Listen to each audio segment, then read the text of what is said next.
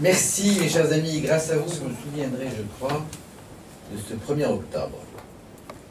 Du moment où je suis rentré dans cette permanence, il y avait encore un certain nombre d'amis, de militants qui, autour de Nazar, s'efforçaient de faire en sorte que tout soit impeccable. Merci aux uns et aux autres. Très heureux d'être ici, très heureux d'être parmi vous, un peu ému d'être accompagné de mes filles qui ont quitté leur université et leur bibliothèque pour venir nous rejoindre.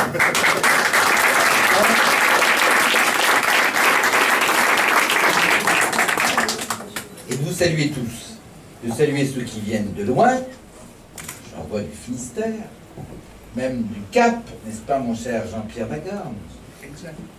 J'en vois du Morbihan, j'en vois des Côtes d'Armor, mais comme d'autres, je voudrais adresser un salut tout particulier à Claude Champeau. Claude, nous sommes connus en particulier lorsque nous étions ensemble au Conseil régional. Et au Conseil régional, il y avait une succession d'interventions, je me rappelle très bien, qui étaient certainement intéressantes, même passionnantes, mais qui, surtout les après-midi, avaient parfois tendance à nous assoupir. Et puis à un moment donné, il y avait Claude qui prenait la parole. On changeait d'échelle. On passait de la Ligue 2 à la Ligue 1. C'était autre chose. On nous parlait de la Bretagne. On nous parlait de l'anticipation nécessaire à toute perspective régionale. On nous parlait de toutes ces choses, et moi, ça me passionnait. Nous sommes ici pour inaugurer une permanence. Ce dont je voudrais que vous soyez convaincus, c'est qu'il ne s'agit pas d'inaugurer une permanence. Il s'agit pour nous d'inaugurer la Maison de la Bretagne. La Maison de la Bretagne que nous allons essayer de diffuser un peu sur l'ensemble de notre territoire. C'est un lieu où on se rassemblera. C'est un lieu où des gens très divers viendront pour se renseigner, pour donner leur opinion, pour des raisons très diverses, parfois des raisons très personnelles. Mais on se rassemblera aussi parce que, de manière rassemblée, comme tu l'as dit, dans notre diversité, on souhaitera que les choses évoluent en décembre. Voilà ce que nous allons essayer de faire durant cette campagne. Comment je la souhaite, cette campagne? Je la souhaite axée sur une priorité et une seule, la Bretagne. C'est-à-dire que je ne veux absolument pas faire de cette campagne régionale un quelconque copier-coller d'enjeux nationaux. Mon sujet, c'est la Bretagne, c'est mon choix politique, c'est le choix de la Bretagne, c'est le titre de mon livre, c'est le titre de ma liste, c'est ça qui m'intéresse. C'est le combat de mon existence, de ma vie. J'ai fait, je crois, de mes preuves, j'ai une gentillesse de redire, à l'Assemblée, j'aurai bientôt une certaine ancienneté, peu importe. Maintenant, mon sujet, c'est la Bretagne. Je veux donner à ma région. Quand je me suis engagé en politique, d'ailleurs, il y a de ça maintenant plus de 20 ans, j'ai pas vraiment choisi la politique, j'ai choisi la Bretagne et la volonté de mettre peu d'énergie que j'ai au bénéfice de cette région et de ceux qui habitent, de ceux qui en sont originaires ou de ceux qui l'ont choisi, parce que c'est un choix de vie de nos compatriotes. Donc c'est notre priorité. C'est très simple. Une règle que l'on s'est fixée durant cette campagne, l'unité. Tu l'as très bien dit, Bernard, l'unité. 2010, nous n'étions pas unis, on a perdu. 2004, nous n'étions pas unis, on a perdu. 98, c'est déjà plus ancien, nous étions unis, nous avons gagné. La connexion est très simple et c'est cette équation que je veux renouveler. Unis. Unis, ça veut dire bien sûr la tradition républicaine, bien sûr le MoDem, bien sûr l'UDI, mais aussi, et c'est une nouveauté, les régionalistes. Mon souci, c'est de faire en sorte que nous élargissions nos horizons. Nous élargissions nos horizons. Unis, ça veut dire aussi tolérer la diversité. Parce que moi, je ne cherche pas des uniformes. Je cherche des gens qui, chacun, apportent dans leur domaine leur talent, leurs compétences, leurs convictions. Et puis, on va essayer de rassembler tout ce monde-là. Mais j'admets parfaitement les initiatives. Au contraire, je les sollicite. Il nous faut des initiatives. Il faut que ça réagisse. pour la Bretagne, une logique d'unité, chacun a compris,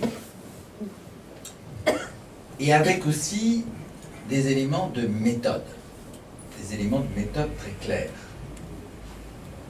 Notre méthode, c'est la clarté. On sait qui est candidat, pourquoi on se rassemble, on sait qui est l'Assemblée unie. Et j'ai eu une esquisse, un petit travail que j'ai fait, prétend ni au concours, ni à un quelconque prix, mais le fait d'écrire oblige à ordonner sa pensée, mon cher Claude. Chacun sait bien. Le choix de la Bretagne, c'est le titre de mon livre. La clarté, parce qu'on sait qui est candidat, et depuis un certain temps. La clarté, parce qu'on en tire toutes les conséquences de cette candidature. Je n'ai pas pris un jour de liberté cet été, j'ai un peu reposé à l'occasion. Mais chaque jour, je menais toutes les extrémités de la Bretagne une action. Du Guilvinec aux Pertes. Pertes, c'est vraiment le bout, parce que l'hippodrome est pour moitié dans la Mayenne et pour moitié en Ille-et-Vilaine. Donc j'ai circulé, j'ai vu, j'ai rassemblé. J'ai constaté que notre région connaissait un déclassement, qu'elle ne veut parfois pas s'avouer d'ailleurs, mais un déclassement. Quand dans un bourg, vous rencontrez un couple de boulangers qui vous explique, en dépit de leur travail, de leurs efforts, l'homme et la femme, à deux, ils ne gagnent pas un SMIC, à deux. C'est qu'il y a quelque chose qui ne va pas. Je ne fais pas de dessin sur la situation agricole, chacun a pu s'en rendre compte, y compris à Rennes, à l'occasion du SPACE. Je ne fais pas de dessin sur la situation du bâtiment. La Bretagne était peut-être favorisée en termes de bâtiment avant 2011-2012. Désormais, on assiste à un effondrement, chiffre très simple, 2011, 27 000 mises en chantier de logement sur individuel logement, en 2014, 17 000. Voilà ce déclassement. Nous, on va y répondre par des propositions qu'on dénoncera en particulier à Brûle dimanche. Donc la clarté. Je ne sais pas ce qui se passe chez nos concurrents. Que je sois clair, je n'ai pas d'adversaire en Bretagne. Je peux avoir des concurrents, c'est la logique de la démocratie. Ils sont divers et variés, mais en tout cas, moi j'ai choisi la clarté. La clarté, premier élément de la méthode. Deuxième élément de la méthode, la proximité. Ça a toujours été ma méthode de travail. Je resitue les choses, je suis député de la circonscription de l'Oudéac, Lamballe, Quintin, j'habite Quintin, que les habitants du centre de Rennes n'y voient pas offense, mais c'est une population très populaire là-bas, de paysans et plus encore d'ouvriers. Et si je gagne là-bas, c'est par la proximité. Écouter les gens, ne pas leur raconter des blagues, ne pas reprendre les sempiternels propos que l'on tient n'accroche pas avec le public, la proximité. Et puis l'élément de la méthode aussi, clarté, proximité, parler vrai, parlera vrai. On dira les choses sans circonvolution excessive, on dira aussi ce que l'on souhaite faire. Moi je souhaite que la région puisse concourir à faire en sorte que nous préparions l'avenir. On a une chance énorme. Il ne s'agit pas de conquérir une institution, il s'agit de se battre pour la Bretagne.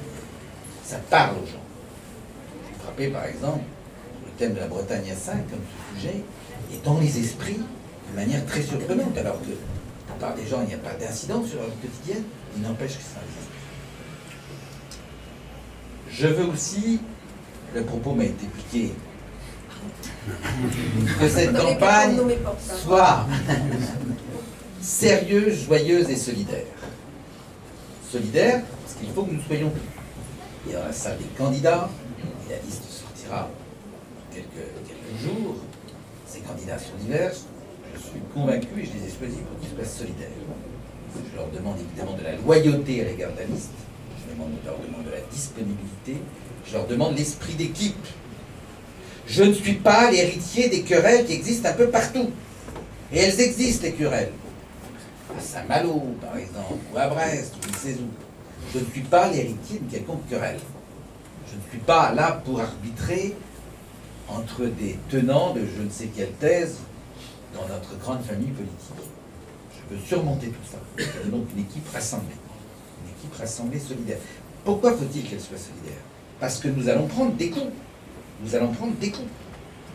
Vous savez, les socialistes, ils montent depuis 40 ans en termes politiques. Depuis les années 68, 77, quand ils ont pris les grandes villes, Rennes, Brest, Nantes. Cette progression, on voit bien qu'elle est en train de s'interrompre, en particulier depuis les municipales, en particulier depuis les cantonales. On a progressé partout, y compris en Ille-et-Vilaine, même si on n'a pas atteint le succès. On a progressé de manière encore plus nette, bien évidemment, en Côte d'Armor. C'était leur référence. Ils tenaient le département depuis 39 ans. Les socialistes, voyant cette évolution, ne vont pas se laisser faire. On va prendre des coups. Alors, j'ai le dos large, j'ai la couenne épaisse.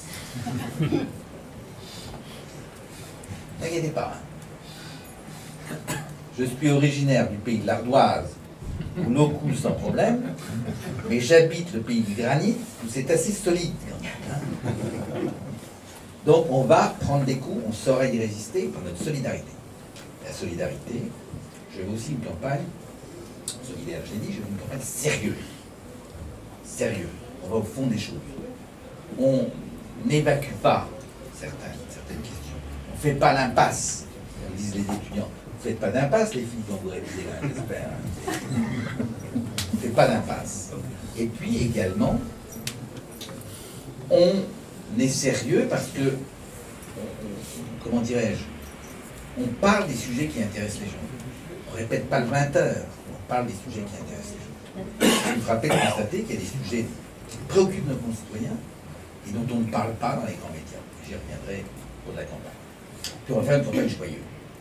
Joyeuse, parce que la meilleure façon de fédérer des gens différents, c'est qu'on soit dans la joie. Nous sommes là pour nous battre pour une question qui nous passionne tous finalement, à des degrés divers, mais qui nous passionne tous, notre région. Quelle chance nous avons! Vous vous rendez compte, il y a des régions, ces nouvelles régions, vous savez, du Grand Est, du Grand Sud-Ouest, qui sont tellement identifiées qu'ils ne savent pas comment ils s'appellent. Nous, on sait comment on s'appelle. Et ça vaut le coup de se battre pour ça. Il n'y a plus, quelles que soient nos origines, quels que soient nos rapports avec la Bretagne. C'est ça qui nous intéresse. On va faire une campagne joyeuse, sous l'autorité bienveillante de la bonne mère, qui domine à l'extérieur du bâtiment, et nous allons tout faire pour l'emporter. Ce dont je vous soyez convaincu, c'est que la victoire est possible. Elle est possible. Je crois au grand rythme, si vous voulez, historique. Sous contrôle de Claude. Je crois au grand rythme historique. Il y a eu un grand rythme favorable à la gauche. 68, 77. Nous sommes au terme de ce rythme. Ça se traduit en termes de génération. Les Hervé sont partis, les Mailles, à l'autre extrémité de la Bretagne, sont partis. De même pour le Breton qui arrête, etc. L'ultime de cette génération, c'est finalement celui qui évoquait notre ami. C'est l'ultime. C'est d'ailleurs assez pathétique qu'un grand parti, comme le Parti socialiste, un grand parti, en soit réduit à attendre tout d'une personne. C'est pas ça le sujet de la politique. La politique, c'est d'essayer. La transmission de génération ne se fait pas chez eux, c'est clair. Donc voilà, campagne sérieuse, campagne animée, campagne joyeuse, campagne solidaire, et on pourra réunir tout ça. Ça va se traduire très concrètement. Clarté, on a un calendrier. Le 4, on va progresser sur le programme. Il y a bien sûr réfléchi, et les échanges évoqués vont nous permettre d'avancer. Et puis après, nous aurons le grand rassemblement le 23 octobre, à l'Oudéac. L'idée, c'est de faire un grand rassemblement populaire, massif, qui bluffe un peu tout le monde. C'est ça, l'idée. Et puis après, on fera campagne sur les marchés, sur les lieux publics, dans nos entreprises, et puis, pour les réunions publiques, comme il se voit, de façon à évoquer notre programme devant les interlocuteurs, de façon aussi, dans toute la mesure du possible, à répondre à la question. Voilà, vous allez participer à une aventure collective. C'est quoi la politique, finalement? C'est concourir à une aventure collective qui nous dépasse. concourir à son niveau, comme simple militant, comme personne qui dans son voisinage va relayer nos idées, ou comme quelqu'un qui, parce qu'il est candidat, s'engage un peu plus, qu'il apporte son crédit, sa réputation, en rejoignant un comité de soutien. Voilà tout ce que nous allons faire, et on va essayer de faire ça bien, faire en sorte que nous ayons un beau mois de décembre, un joyeux Noël, c'est un peu une perspective qui n'est pas si lointaine, donc bonne campagne. Merci à toutes celles et tous ceux qui s'investiront ici, dans cette permanence de Rennes. Ça vaut le coup. Vive la Bretagne!